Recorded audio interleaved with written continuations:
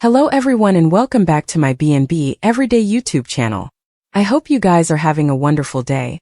Before we start, please hit the subscribe button and give this video a thumbs up.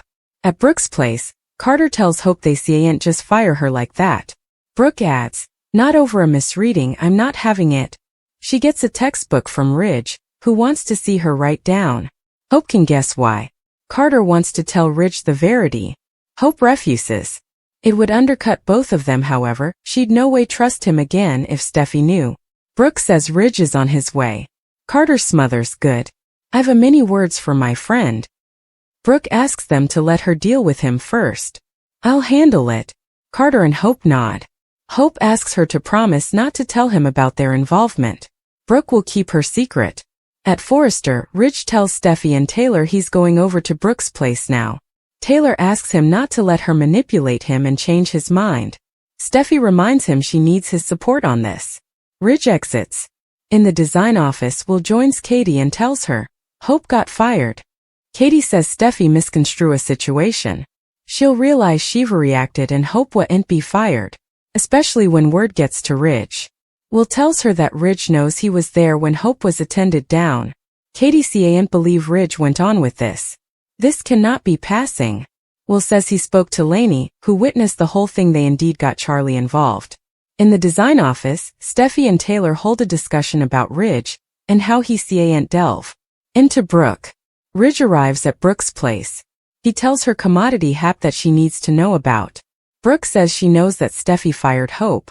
"It's ridiculous. You wouldn't allow that, right?" At Carter's garret, he tells Hope that Steffy wouldn't get down with this. However, he will if Brooke can't get through to Ridge. He wouldn't let Steffy do this to her. They embrace. Hope thinks Steffy's been staying for a reason to fire her, and she gave it to her. Carter understands how Steffy could misinterpret the situation and lash out, but he doesn't get Ridge allowing it. However, he'd have stopped it if he'd been there. Carter tells her he wouldn't allow this to continue. Hope says the Forresters hold all the power. They get to call the shots. Carter doesn't care. Commodity has to be done.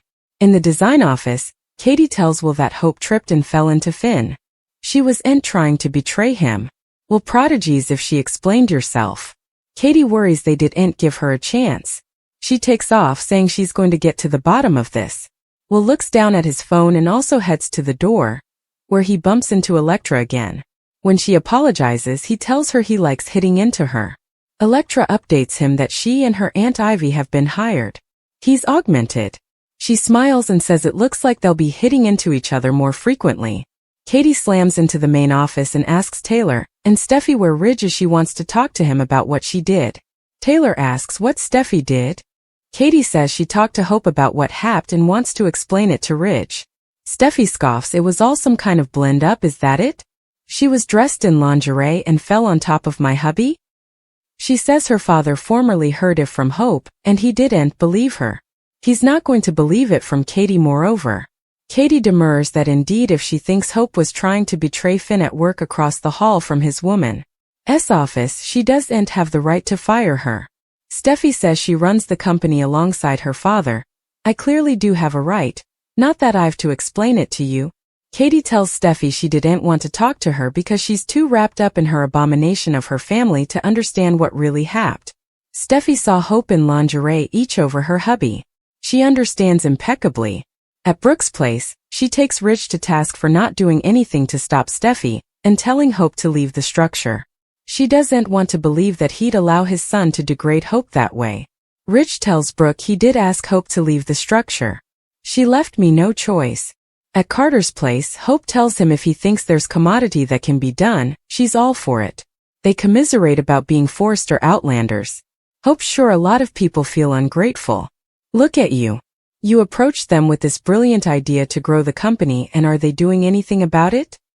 Carter's not giving up. Hope thinks it's a no-brainer.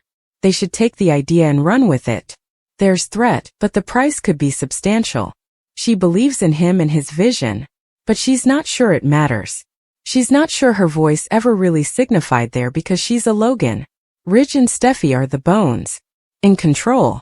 Supposedly not, indeed you get a say-so, and you're so-so. Carter muses, "They say I'm like family, but I can't say I differ with you. He'd a frustrating meeting with Eric, and Ridge keeps brushing him off. Hope says they only watch about guarding their own. They need to take action. Carter intones, "We'll surely take action." In the design office, Will and Elektra look at a sketch as he goes on about how great it's that she's a part of Forrester now. They'll get to work together. I'm liking Forrester more and more. Elektra smiles, me too. In the main office, Katie tells Taylor and Steffy that they know who Hope is, her morals and values. Taylor says they know all about her and brings up how she toyed with her son's feelings. Steffy adds that she kissed her hubby at her forefather's house in front of everyone. She really doesn't suppose that Katie knows who she is. Hope was in lingerie on her hubby. She had advised her if she overstepped again she'd be gone. There's no stopgap for Hope's future. At Brooke's place, she complains that Ridge supported Steffy and demurred Hope out before she could indeed explain. Ridge says she was trying to betray Steffy's hubby. How do you explain that?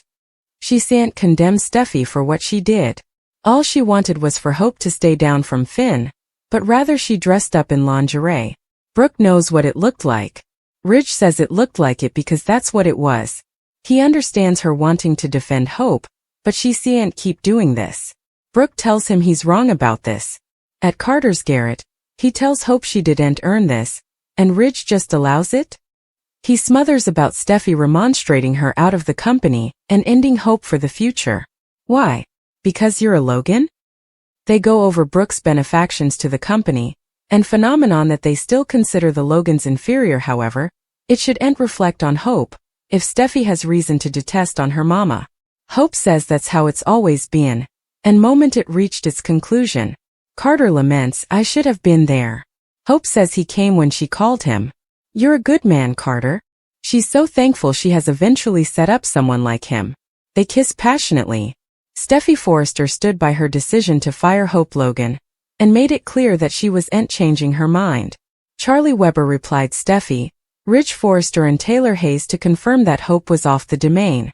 Charlie also revealed that he'd taken down Hope's prints and abandoned her security boons, just like Steffy ordered.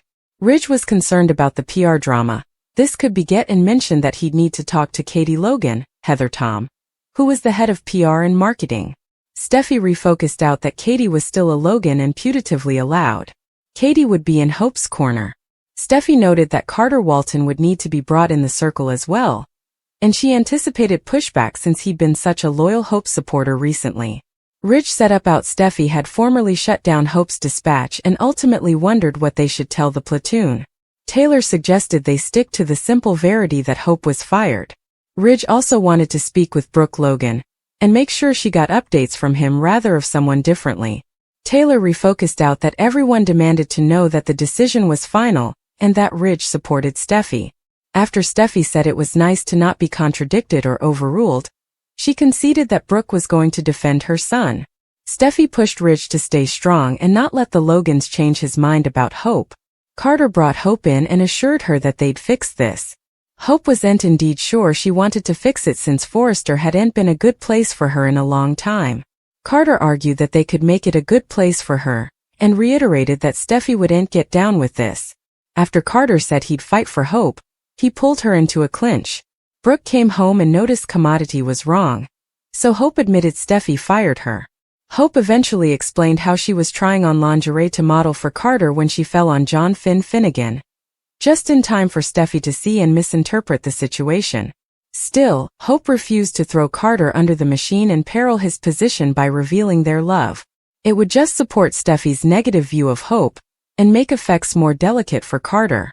Hope refocused out that the Forresters no way questioned Carter's ideas until he started defending her. The verity would only hurt Carter, so Hope wanted to keep his name out of all this. Brooke argued that Ridge was CEO and wouldn't let this be, but Hope said he formerly did. Hope explained that Ridge backed Steffy up by pushing her to leave.